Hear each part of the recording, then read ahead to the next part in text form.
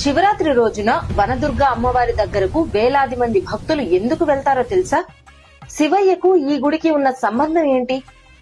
ఈ క్షేత్రానికి మహాభారతంతో సంబంధం ఉంది. పరీక్షిత్ మహారాజు ఒక ఋషిని అవమానించగా పాము కాటుకే మరణించుగాక అనే శాపం పొందాడు. అలాగే ఆ రాజు పాము కాటుతో మరణించాడు.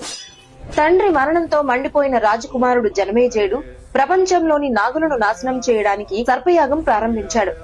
ఆకాశం నుంచి పాములు అగ్నిలో పడిపోతుంటే సృష్టి సమతుల్యం కూలిపోతుంది. అప్పుడు దేవతలు పరమశివుణ్ణి ప్రార్థించారు.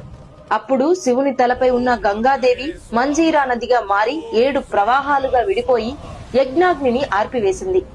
అందుకే ఈ ప్రదేశం పేరు ఏడుపాయలుగా ప్రసిద్ధి చెందింది. అందుకే ఇక్కడ శివుడు మరియు ఆదిశక్తులు వేరు కావని భక్తుల విశ్వాసం. ఆ పవిత్ర ప్రకృతి మధ్య వెలసింది వనదుర్గా భవానీ అమ్మవారు.